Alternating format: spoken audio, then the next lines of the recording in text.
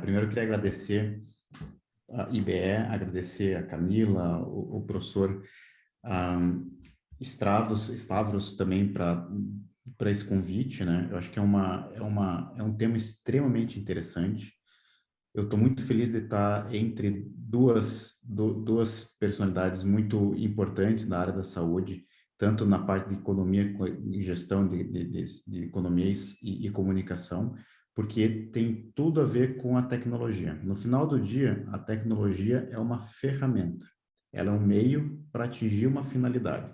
Então, se a gente não tiver muito bem claro qual é essa nossa finalidade, o que a gente quer chegar no outro lado da ponte, a tecnologia pode causar mais ainda ineficiência. Então, a gente tem que saber como efetivamente utilizar a tecnologia para chegar na eficiência que o professor Ronaldo comentou. Eu vou compartilhar minha tela e, por favor, se vocês se estiverem vendo, acho que agora está carregando, né? Ótimo. Pronto.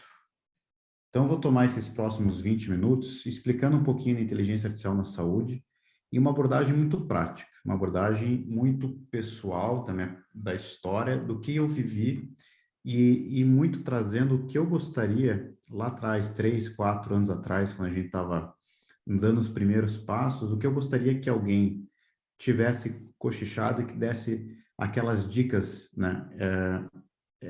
Lá atrás para alguns erros a gente não teria tomado e alguns aprendizados a gente teria avançado de uma forma mais rápida. Como eu disse, antes de começar, eu queria só me apresentar, né? Como o professor Stavros já mencionou, eu sou médico infectologista, eu tenho uma formação em infecção imunossuprimido, pacientes com transplante de medula óssea, pacientes hematológicos, atuo no Hospital Erasto Gettner, e de uns 5 ou 6 anos para cá, eu venho migrando, ou venho, melhor dito, aumentando o escopo de atuação, olhando bastante para a tecnologia. E por que eu olho mais para a tecnologia? Justamente porque eu tive um insight que agora é muito claro, que é só através da tecnologia que a gente consegue escalar e democratizar a qualidade assistencial e a segurança do paciente.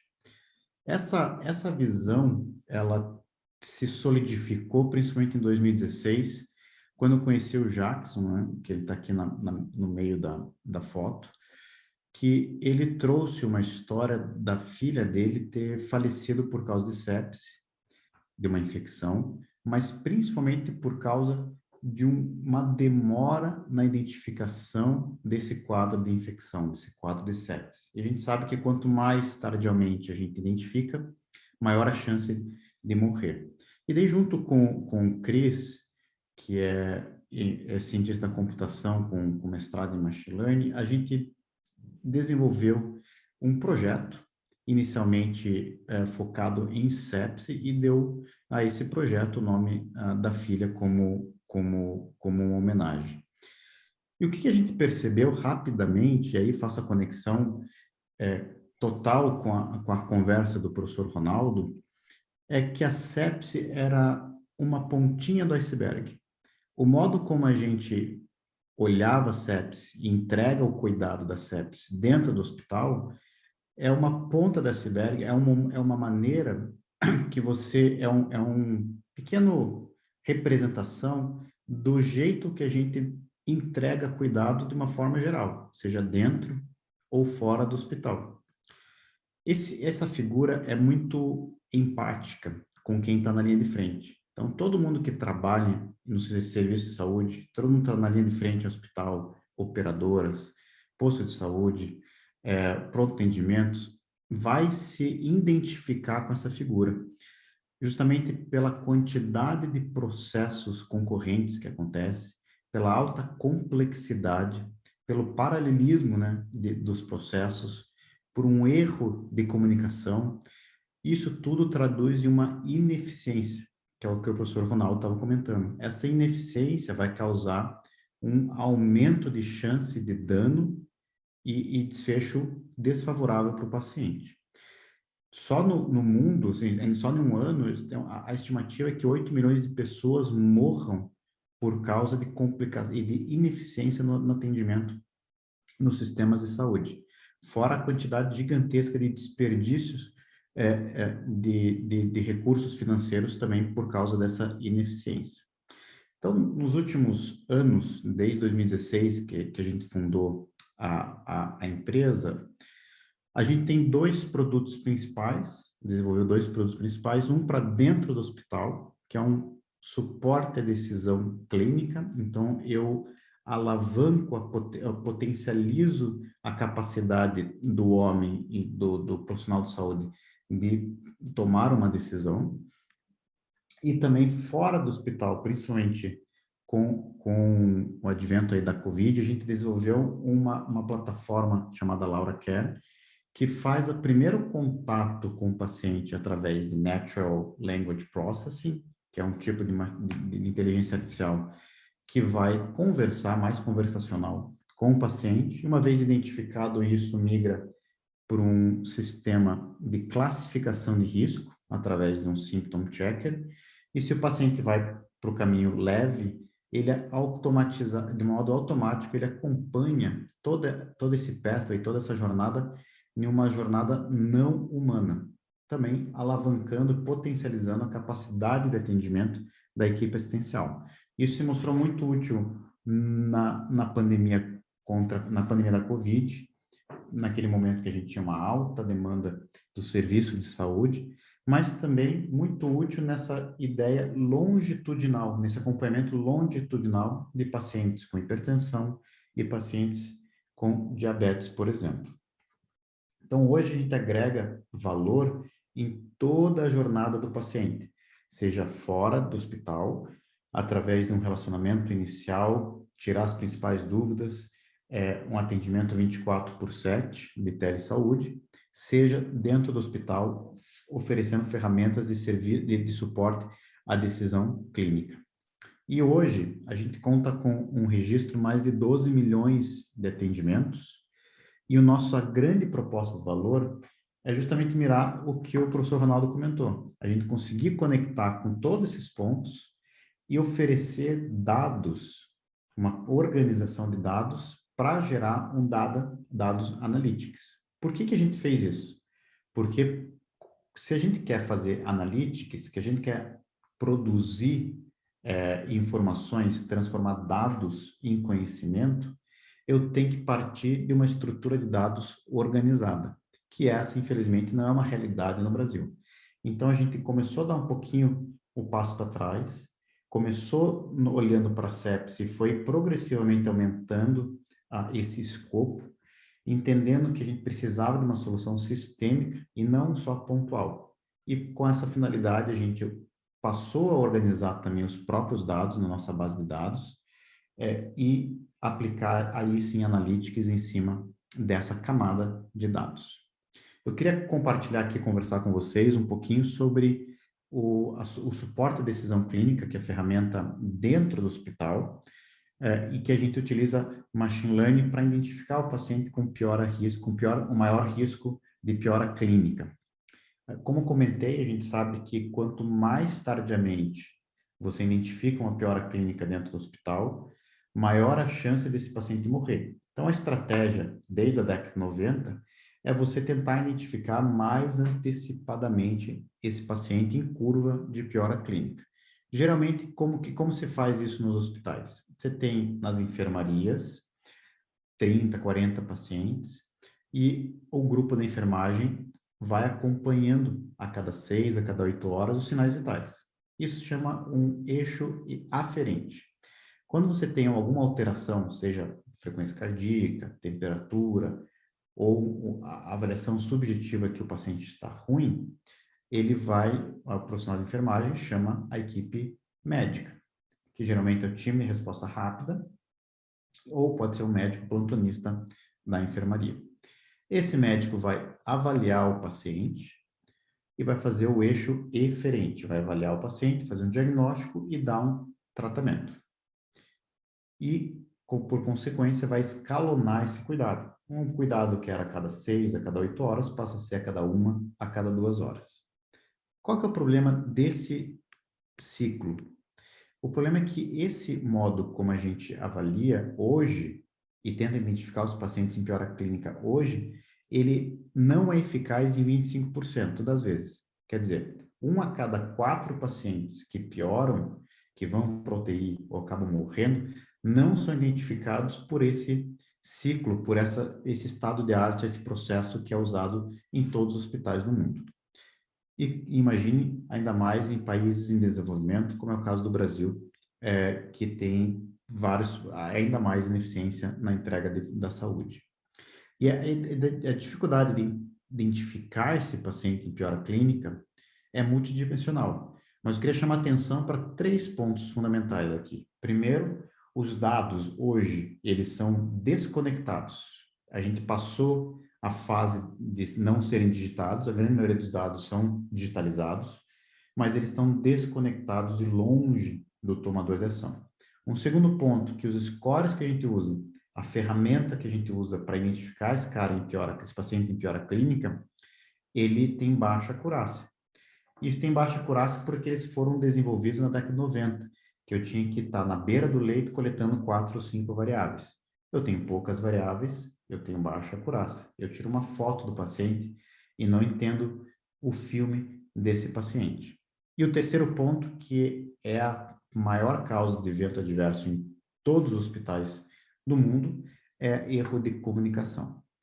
Então, a nossa solução, entendendo esses 3 principais problemas, se propõe a conectar com o prontuário eletrônico, organiza essas bases de dados, centraliza essas informações e, através de machine learning, faz uma predição de risco e de morte daquele paciente. E entrega através de um dashboard, de uma tela que fica na enfermaria, ou também ou no aplicativo para o médico. Aqui de uma forma mais gráfica, a gente organiza esses dados, utiliza machine learning e entrega essas informações. Então, transforma dados em informação para conhecimento para gerar uma ação. Como que a gente usou o machine learning, né? Como foi desenvolvido esse modelo? Então, a gente teve 6 diferentes hospitais, conectou com a base dos 6 diferentes hospitais e olhou retrospectivamente de 2016 a 2019 essas bases de dados. A gente encontrou mais de 120 mil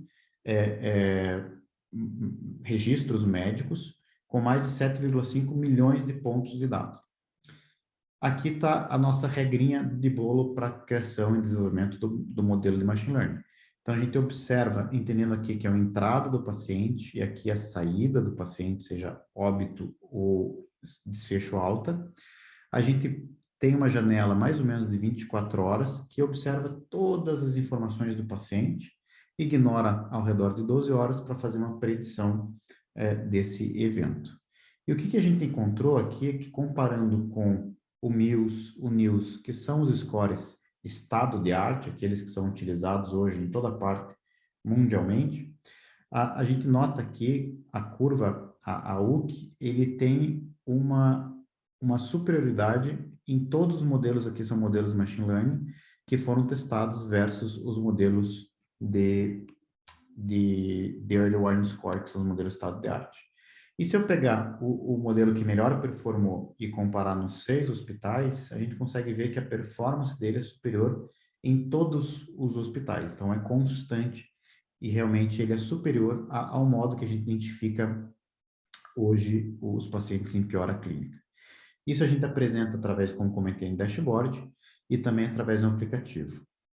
Melhorando essa eficiência, eu consigo gerar uma diminuição do tempo de internação, uma diminuição na transferência do paciente para a UTI, uma diminuição de mortalidade e, por consequência, uma economia. Então, a gente foi vencedor de um projeto em 2019, da HIMSS Elsevier Digital Award, que demonstrou, o Hospital Márcio Cunha demonstrou uma economia de mais de 1,5 milhões de dólares em um ano, justamente com a melhora da eficiência. Aqui você está agregando justamente o que o professor Ronaldo comentou sobre valor. A gente está agregando valor, melhorando desfecho e diminuindo custos, né? E o que eu queria compartilhar um pouco é mostrar nesse cenário de aprendizados, o que que a gente pode compartilhar para quem está querendo brincar um pouco, desenvolver alguma coisa sobre inteligência artificial, quais são os primeiros passos ou pelo menos conceitos que eu falei lá no começo, que eu gostaria de ter escutado e que não tem no livro de uma forma extremamente clara e concisa. O importante, eu acho que o mais importante que eu comentei também no comecinho, a inteligência artificial é uma ferramenta, a tecnologia é uma ferramenta. Veja que o martelo, ela pode ser uma excelente ferramenta para construir uma cadeira, ou ela pode fazer muito mal e machucar alguém. Depende do modo que você utiliza essa ferramenta. Mas o conceito principal aqui, que a inteligência artificial está necessariamente dentro de uma tecnologia, essa tecnologia está dentro de um contexto e dentro de um sistema. E todos esses pontos devem ser lembrados e devem ser pontuados, devem ser elencados quando você vai construir uma ferramenta utilizando inteligência artificial. O primeiro ponto é como você constrói essa inteligência artificial.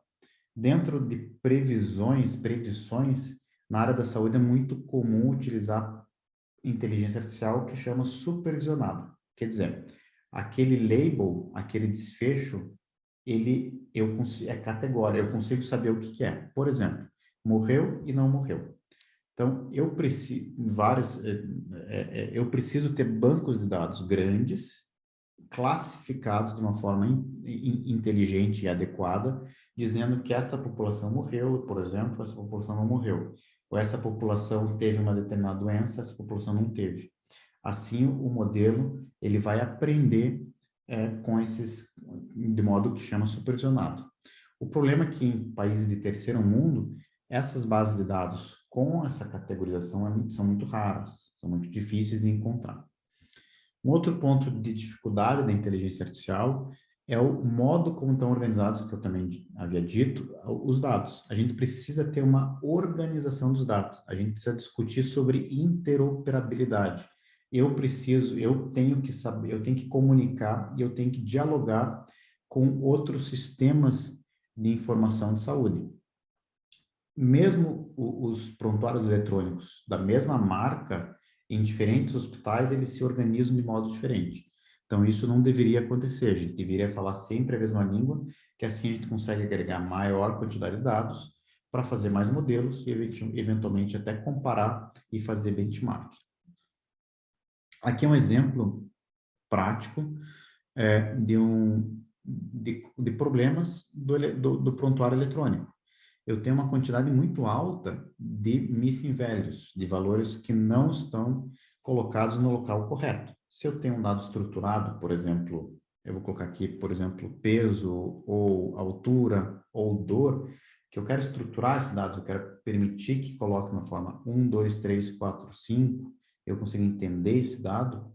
Se ele não está no lugar correto, eu não consigo utilizar para minha inteligência artificial. Então, esse é um grande desafio. Frente a isso, a gente decidiu construir uma corte brasileira e uma corte organizada já com dados demográficos, sinais vitais, machine learning, medicamentos, desfechos, exames laboratoriais. E hoje a gente conta mais de 2 milhões de atendimentos com o objetivo de fomentar a ciência e fazer parcerias acadêmicas para a produção de modelo de machine learning. Aqui é um exemplo disso. Por exemplo, a gente consegue comparar pacientes com o mesmo grau de comorbidade e mesmo grau de doenças agudas, se eu comparar com planos privados e planos públicos, eu vejo que a mortalidade em pacientes do setor público é aumentada, mesmo balizando para comorbidade e para quadro agudo. Então, a pergunta que fica aqui, por que um paciente do setor público tem uma mortalidade aumentada em frente a um setor privado, balizando já para doenças de comorbidade e para o quadro agudo dele, né? E outro ponto, questão ainda dados, eu acho que é super fundamental aqui, é super importante, é que além da gente conectar com as bases de dados, a gente também cria os dados. Então vejam aqui que a gente utiliza, por exemplo, Patient Reported Outcomes, PROs, que são dados estruturados, que isso pode alimentar uma base de dados e gerar conhecimento. Quanto ao machine learning, quando a gente falar em machine learning, tem uma comparação, o presidente da Mayo Clinic, da plataforma Mayo Clinic, sempre comenta que quando você vai comprar uma sopa, você olha atrás da sopa e você sabe quanto de sódio tem, quanto de colesterol tem, quais são as características daquele alimento. Quando você vai numa farmácia, você pega o remédio, você consegue ver a bula e tem os efeitos colaterais, qual que é a população que foi estudada e etc. Quando a gente fala de inteligência artificial na saúde, isso não é uma prática muito utilizada ainda. A gente defende que os algoritmos têm que passar por uma auditoria. E a gente foi a primeira empresa a submeter os nossos modelos, a oferecer nosso modelo para uma auditoria. Então, foi uma auditoria feita pela Éticas, que é uma empresa espanhola. É um documento aí de 75 páginas, super interessante, que vai fragmentar e vai dissecar mesmo o modelo e tendo algumas características e como se comportam. Então, a gente defende que cada vez mais as pessoas têm que olhar para algoritmos de machine learning de uma forma mais madura e principalmente com auditorias. E quando você coloca um modelo de machine learning na prática, não adianta você esquecer que ele está lá. Ele é um ser vivo, ele vai aprendendo. E se eu mudar uma população, por exemplo, com Covid, aconteceu isso, você tem uma população que não existe, que era a população normal do hospital, de repente ela migrou para a população de Covid. Será que meu modelo vai performar tão bem quanto na outra população? Então é importante acompanhar esse modelo. Importante lembrar também, acho que outro ponto, essa inteligência artificial está dentro de uma tecnologia e essa tecnologia é feita por pessoas.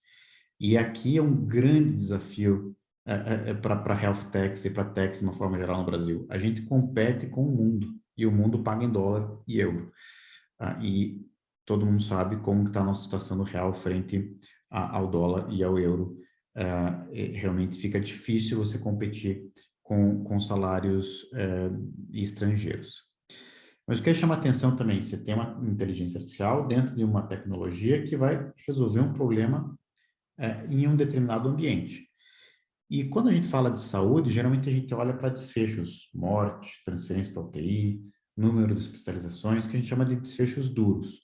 Mas quando você tem, veja que quando está com inteligência artificial, o gap entre inteligência artificial, a intervenção e o desfecho é muito maior do que um medicamento. Medicamento antibiótico eu coloco e eu tenho um acompanhamento, um desfecho muito próximo. Aqui não, aqui eu preciso olhar para o processo. E tem um modelo muito bem descrito já há bastante tempo, chamado Donabedian Model, que você avalia as estruturas, os processos e desfechos. E aqui é muito importante, quando está aplicando uma inteligência artificial, olhar se será que teu processo está sendo mudado e será que está tendo uma aceitabilidade da tecnologia. E para aceitabilidade da tecnologia, você tem principalmente dois preditores aqui. Se a população percebe a utilidade daquela tecnologia e se ela tem ele é fácil de usar. Então, sendo dois, você tem que ser fácil de usar e eu tenho que perceber utilidade nessa tecnologia. Eu acho que eu estou passando no meu horário, né? Deixa eu ver aqui. Estou falando muito? Estou falando, né? Muito bom, pode continuar. É. Já vai te dar um... Por favor, me avise. E uma forma da gente avaliar também o modelo de aceitabilidade é fazendo perguntas e questionários de acordo para a população usuária, né? Aqui eu vou passar que são alguns questionários que a gente performou. E como que a gente pode, então, melhorar essa comunicação? Através dessas interações com a equipe assistencial, a gente chegou em um dashboard novo, que você tem o score de predição de risco, os sinais vitais e todo o relacionamento aí, todo ele elencar dos principais avaliações e principais variáveis para tomada de ação. Isso é um ponto, você está dentro do sistema Inner Setting e você também tem que pensar isso num nível mais, talvez, de gestão. E nesse sentido de gestão, é importante você dar não só a ferramenta de uso na prática, mas também como que vai fazer a gestão desse uso. Aqui, por exemplo, a gente pode gamificar e talvez identificar uma faixa de tempo de reavaliação. Então, quero que todo mundo avalie até 3 horas. E aí eu consigo ter uma meta, por exemplo, 90%, 80%, que esteja dentro dessa faixa. E isso eu posso comunicar com a equipe assistencial, o que gera sustentabilidade para a implementação do projeto. Como comentei, então, outra forma também de você agregar é você comparar com o estado de arte, e aí você vai informando e adequando aquela inteligência artificial para a realidade local. Acho que por causa do horário eu vou passar isso daqui, e eu vou chegar nos sistemas, né, de saúde como um todo. Então, se a inteligência artificial está dentro de uma tecnologia, está dentro de um meio mais micro, um meio mais macro, por exemplo, hospital, operadora, e isso tudo está dentro de um sistema de saúde. E nesse ponto é fundamental saber como se organiza o sistema de saúde. Por exemplo, aqui no Brasil, como foi comentado pelo professor Ronaldo, a gente tem praticamente 150 milhões de beneficiários, depende unicamente do SUS. E será que a gente consegue aplicar soluções de inteligência artificial de uma forma escalável? E foi isso que a gente mostrou nesse trabalho também da Frontiers, publicado no passado, que a gente mostrou em 3 cidades diferentes a, a utilização da ferramenta que eu comentei, Laura Kerr, que usa NLP, para você conseguir fomentar e coordenar esse cuidado e colocar no trilho correto. Mas para essas iniciativas públicas, eu acho que um ponto fundamental é você ter um plano nacional de adoção de tecnologias, e aí falando de inteligência artificial. Queria comentar isso com vocês, que acho que é super, super válido, super importante. Olhando na história de implementações de novidades, inovação dentro da saúde, dentro do SUS principalmente, o maior caso de sucesso é a implementação da estratégia de saúde da família. E essa estratégia de saúde da família só teve sucesso porque ela teve o plano organizado e centralizado. Então, essa é uma opinião minha e que a gente explica um pouquinho mais nesse artigo que é público, né? Que para o sistema de saúde a gente acredita fortemente que um plano centralizado é o que maior teria benefício e impacto na adoção de tecnologia e de inteligência artificial. Então, como comentei para vocês, a inteligência artificial está dentro da tecnologia, está dentro de um micro ambiente, de um macro ambiente, e tem que respeitar um sistema, por exemplo, sistema público, sistema privado ou o próprio território nacional. Mas o mais fundamental, o mais importante é você conseguir ter o paciente e o profissional de saúde dentro desse círculo todos os momentos e todas as fases da implementação. E aqui é um conceito que eu particularmente acho muito avançado e muito interessante, que sugiro que todo mundo se debruce um pouco mais sobre esse conceito, que não tem nem tradução em português ainda, que se chama Learning Health System, que é muito parecido com o PDCA, com ciclos de melhoria, mas o grande diferencial é que ele já tem, ele considera a infraestrutura. Então, veja que para gerar ciclos de melhoria, é muito difícil eu manter a geração de ciclos de melhoria se eu não tiver uma infraestrutura fomentando e oferecendo dados atualizados e conseguindo entender o que aconteceu com minhas intervenções de uma forma automatizada, que não gaste minha energia nesse ponto, né? E a maior comparação, e aqui eu já estou encerrando, desculpa passar um pouquinho do horário, acho que comparação, metáfora que eu acho que é mais interessante relacionada à inteligência artificial é o centauro. E aqui até uma homenagem ao professor Stavros, né? Aqui tem uma mitologia, eu gosto muito de mitologia grega, e quando eu olhei aqui o centauro, achei a comparação fenomenal. Por quê? Porque é basicamente uma simbiose entre um motor da inteligência artificial, então você tem um animal ali, metade, a gente sabe que o centauro é uma figura benévola, na maioria das vezes, apontada aí como professor o Quirón, né, professor do Hércules, entre outros, e ele é uma mistura muito favorável aí entre a força animal e o humano. E se a gente colocar na mitologia grega, você tem outro ser mítico que também mistura animal e humano, que é o Minotauro. E esse Minotauro, muito ao contrário, ele é pintado aí como uma figura deplorável, uma figura bestial, uma figura que devora virgens, e ele precisa ser aprisionado em um labirinto. E qual que é a diferença entre esses dois? A grande diferença é aonde que está a metade humana e a metade animal. A metade humana aqui, no centauro, é o coração e a cabeça, principalmente a cabeça humana. E você tem um motor de inteligência e de tecnologia do animal. Se você pensar primeiro na tecnologia e depois no humano, você vai virar um minotauro. Então, eu defendo fortemente que a gente olhe sempre a inteligência artificial e a mistura da tecnologia com o ser humano na figura mitológica de centauro, e a gente não se apaixone pela tecnologia e coloque a tecnologia na frente do humano. Com isso, eu termino aqui minha fala e fico aberto para discussões depois.